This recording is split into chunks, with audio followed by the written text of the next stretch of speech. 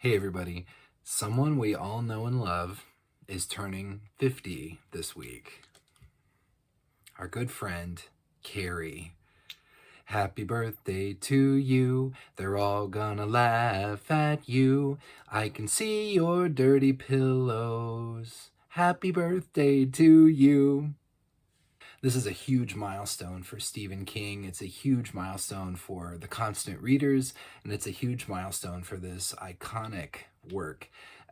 To prepare for this video, I have been steeping myself in all things Carrie. I reread the book. I've been listening to the 1976 movie soundtrack all day. I'm just completely back in that zone, which has been such a big and integral part of my life, and probably, without a doubt, the single defining factor of my entire Stephen King fandom over the course of my life. So in this video, I'm going to give some updated thoughts and insights, and I'm also going to throw back to just over a year ago when I did my initial Stephen King Carrie video, and the portion of that where I talk about my own history with the story, my experience with the movie. So yeah, this video is just all things Carrie as she celebrates her 50th anniversary. So while Carrie is the Stephen King book that I have read absolutely the most number of times, which is no surprise, and it's no great feat either, because it's not particularly long and it reads incredibly fast, and the story is very familiar to me. It's the one I've read the most, but it had been probably at least 15 years since the last time I read it all the way through, and I didn't quite know what to expect. I guess my initial thought going into the reread was that it had nothing new to show me, nothing new to teach me, that it was all just so baked into my DNA that it would be actually kind of boring. But that was far from the case. The book is remains very, very vivid, very visual. It's just the perfect Stephen King story to be adapted, which is why I think it has been adapted so many times. It's not so long that you have to worry about cutting whole sections of it out to make it fit within the runtime of a standard movie. The set pieces are all very visual, and the story itself, while the structure of the book is very complex, the story itself the linear story is actually quite simple, and it all just kind of sets up like a house of cards, and then it all comes tumbling down again at the end. And when you sit down and actually focus on reading the book start to finish, it only takes a few hours, unlike many Stephen King books in the later years, which are marathon endeavors to finish because they're just so long and they have so much detail. And that's one thing that definitely stands out about Carrie, is how utterly efficient it is. It is of a piece with the early books, which were later published as the Bachman Books, leading up to Carrie. Stephen King at that point in his life didn't have the luxury of writing full-time. He wrote with a typewriter propped on a board on his lap in the laundry room of a trailer. He did it at the end of the day after he had done all of his other work, grading papers, preparing his lesson plans, as he was a high school teacher at the time, and he just didn't have the luxury of hundreds and hundreds of pages of detail and description. So Carrie it blazes by. It's decidedly, I know it's popular with young people because of the subject matter, and the characters are all teenagers, but it is decidedly adult, but it also has kind of a YA fiction vibe to it. And at least to me, YA fiction is very efficient and doesn't get bogged down in a lot of unnecessary details. And I would say Carrie definitely resembles YA fiction in that regard. Another thing that stands out to me, having read in the last few years, all of the Bachman books, is that while, like, say, Running Man has a gimmick. It has an idea. It's very visual. It could have blown up, but it's very kind of niche, and it's very pessimistic in its overall tone. The Long Walk I would consider to be Stephen King's first masterpiece, and it was one that he started when and finished the initial version when he was in college, so it far predates Carrie. But it is also I don't know, maybe a little bit more niche. It is very thought provoking. It lingers in the imagination, but it doesn't. It's the set pieces. It's just one long walk, basically.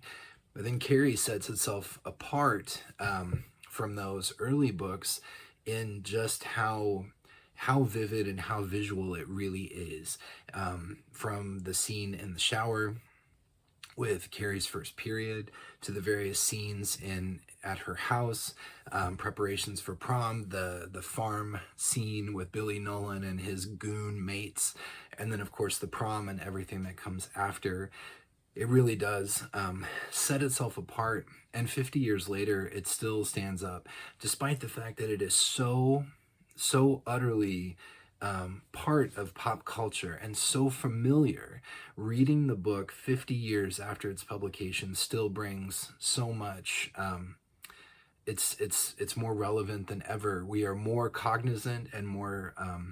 I think bullying and anti-bullying measures are far more in the public eye. It is still a thing, though. However, it's probably just an inescapable part of life, an inescapable part of childhood. So unfortunately, that aspect of Carrie is, I think, as relevant as ever, even though it was written far before the days of social media and online bullying. It has plenty of things to say, even today. I'm still torn after all this time as to whether Carrie is. I don't think Carrie's a hero. There's no way Carrie's a hero, but I'm torn as to whether or not she's actually a villain. Um, her life is so claustrophobic. There's no light, there's no space for air. If she's out of the house, she's being bullied and picked on basically by everyone in her town. And when she's at home, it sort of doubles down, and it's even worse. And one thing that stood out to me in this reread is that as the first half of the novel is progressing, she is sort of exercising and working and growing her powers as they come back in full fruition inside of her, and she's enjoying the process. Like, she actively enjoys the idea that suddenly she has power and she can fight back. She goes into a department store to buy the fancy fabric for the dress that she wears to prom, and she's thinking, like, I'm nervous, but it's okay. If anything happens, I could bring this place down to the ground. And in that way, there is something kind of heroic about somebody finding this power and this hidden depth within themselves and taking control of their lives and their world. She's very nervous. I think Stephen King does a great job in the book of constantly reminding us as prom night approaches as to how nervous and how sort of incredulous she is about the entire thing, thinking that it must be too good to be true. It must be some kind of a prank, but also being hopeful. When Tommy asks her to the prom, he kind of has to badger her a little bit to get her to accept. And then finally she says, "Of course I will. You knew I would." And so there's that part of her, that world weary part, and also that sort of hopeful and optimistic part, and that brief empowerment, just a few days, maybe just a week, 2 weeks in the novel, where she sort of comes into her own and she's ready to take back the power and control of her life before it all comes, of course, crashing down. That part, I think, is heroic, and I think part of me, I don't know, it's kind of bizarre, but the story is so familiar to me now that it doesn't really have sort of the power to shock as it used to. But I can also see sort of the appeal of somebody, I don't know, like the movie with Michael Douglas, I think it's called Falling Down, where he has just had it. He's had it. His character is just sick and tired and fed up with all of just the picking and the difficulties of life. And finally, he's just been pushed too far, and he has his well, sort of a breakdown. He falls down, and sort of takes his revenge on a brutal and uncaring world. And that Carrie kind of reminded me of that, which, while it's not good, I can sort of see an appeal in that. Like, even if my life ends today, by God, I'm going to go out on my terms. I'm going to go out guns blazing, and they'll all see. Finally, they will all see. I think the last time that I read Carrie, I had not read, there were many Stephen King books that I had not read yet. And in the structure of Carrie, which is really unusual, so Stephen King wrote the novella, and throughout the book, the novella very clearly stands out. You could take away all of the little asides and the added bits of like news reporting and excerpts from books and stuff, and you could recreate the flow of the novella. I think the book is actually stronger in its way, even though it breaks up the flow, to have all the additional bits of fake news reporting, the context added in. And Stephen King does a great job of building suspense and foreboding throughout all of this. It's pretty early on in the book overall when he starts, the news reporting starts talking about, death, destruction, the destruction of an entire town, Carrie's death, everyone's death, Mama's death, everybody. So it's kind of like the sense of dread I get when I watch Titanic. You get caught up in the story, but at the end, you know this isn't going to end well. Stephen King does a great job of building foreboding and going back, to the present, and then jumping ahead to the future with all of the reporting and whatnot. And that actually, in an unusual way, kind of reminded me of the structure of It. Although It is about 10 times as long as Carrie, I think Stephen King also in that book masterfully weaves the past and the present together in a way that kind of moves the joint past and present narratives forward, and actually manages to build suspense between both as he goes along the way. That's one of the structural, just very impressive feats of that book. And he does the same thing kind of in miniature with Carrie. And I hadn't read It the last time I read Carrie, but this time that definitely stuck out to me. So to make a long video even longer, I'm now going to cut back to my my thoughts from my first Carrie video from January of 2023, and sort of delve a bit into my own personal history with the book, with the movie, and I'll be back with you when that's over to wrap up. I'm going to tell a few personal stories about my Stephen King journey, which really, in a lot of ways, started with Carrie. I recognized Stephen King because my grandma was a big fan and read his stuff and had some of his stuff in her personal, very small book collection that she had in her house. But really, my Stephen King journey starts with the 1976 movie adaptation of Carrie. We had a video store, legendary, at least in my memory, epic video store in my hometown, and the family would go there regularly and rent tapes and watch them and rewatch them and watch them again. And I was given free rein to browse the entire store, and I became very familiar with the comedies, dramas, foreign films, the horror titles, many of which had very eye-catching box artwork, which is kind of the point. When you're trying to market an item, you make it eye-catching. And one particular thing that really stood out to me was a white video box, magnetic video. I think it came out in the very early 80s, around the dawn of the VHS, VCR era, and it replicated the movie poster for Carrie. So it's two images, one on either side, and one side is Carrie looking resplendent, beautiful, and very happy at the prom. And right next to it is Carrie, covered in blood, bathed in red light, and something about that split scene image. What the heck happened to this girl, and what the heck was she going to do about it?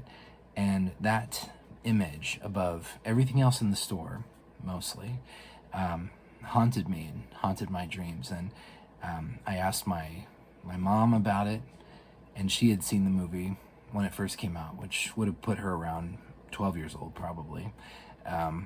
And I asked her so many questions about it. I pestered her about it. I begged to watch it, that she finally relented.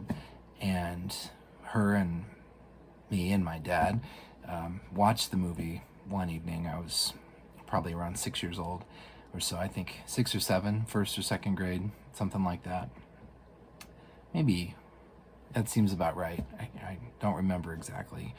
But if you've seen the movie, you know that it's about 2/3 build up and 1/3 payoff. 2/3 of really heavy kind of melodrama and building tension and suspense. And then suddenly at the prom, everything changes, everything flips, and then everything goes to hell after that. And I remember feeling very brave and proud of myself, because I made it through that first part, the first hour or so, thinking, this isn't even that scary.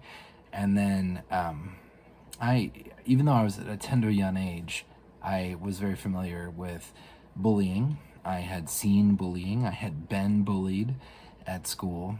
And so there's something about the bullying that happens at the heart of the story that really got to me. And then Carrie's reaction to the bullying, which was so over the top, and that got to me too. And there was a few images that I'll never forget, but the movie scared the hell out of me and gave me some bad dreams, freaked me out for a few years, several years, until I picked up a copy of the book and I read it, and I read it again. I went back and rewatched the movie. I watched it with all the lights on, alone in my room with jazz music playing in the background. I was about 12, probably, and overcame my fear by just becoming so familiar with the story, so familiar with the movie, that I would get inside of it. And I have spent a lot of time, it seems weird for a young man from the Midwest to having spent so much time sort of inhabiting the world and the story of this teenage outcast, loner, misfit girl.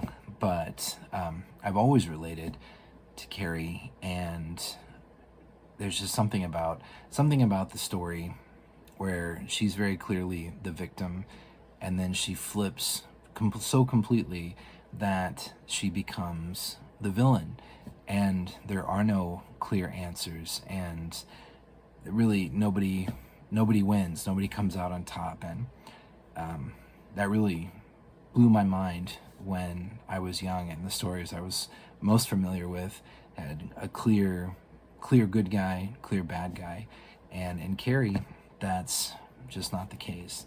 So I've thought a lot about Carrie, and for a long time, like well into my 30s probably, it was unequivocally my favorite Stephen King novel. It is the most personal Stephen King novel, even still to me, but it's no longer my favorite. I've grown up a lot, and I've read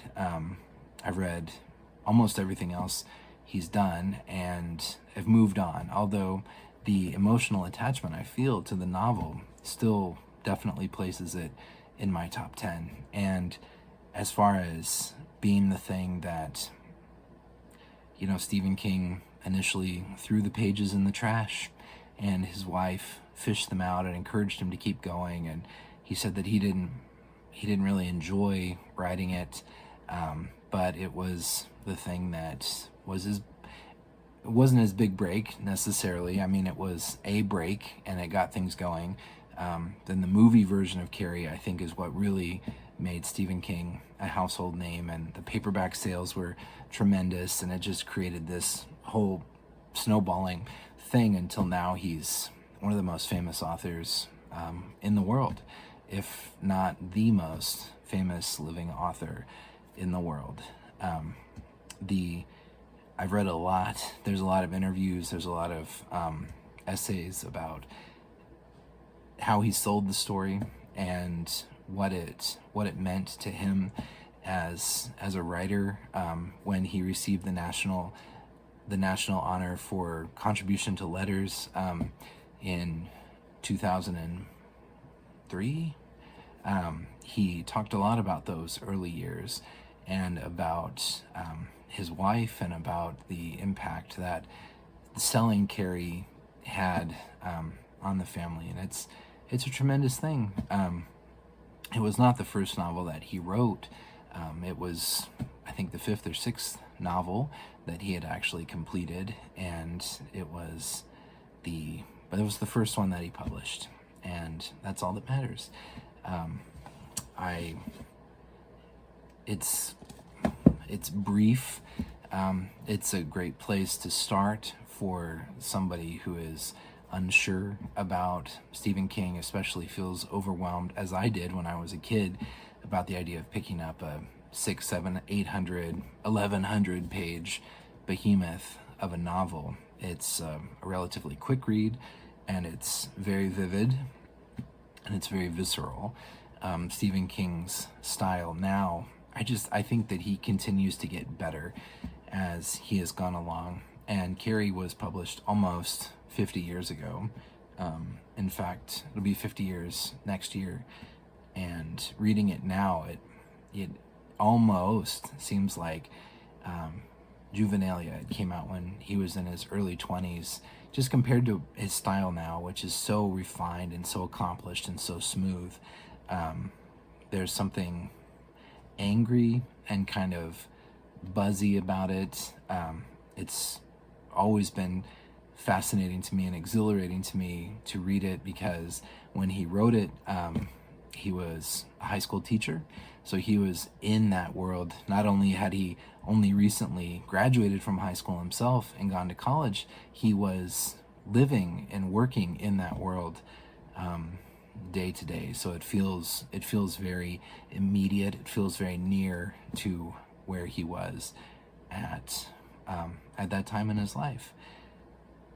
And yeah, I think he's gone on to write many better things, but there's no denying the absolute cornerstone value and impact that Carrie has to the Stephen King universe. It doesn't necessarily tie in to everything else the way a lot of his novels are interconnected and have places and things that are sort of related. I don't know that Chamberlain, the town that the fictional town in Maine where Carrie is set, has ever appeared or been mentioned in any other Stephen King work, but that's okay. There's not a whole lot left to talk about regarding Chamberlain after the end of the novel. If you've read the novel, you know what I'm talking about. But anyway, it's hard for me to be objective about Carrie.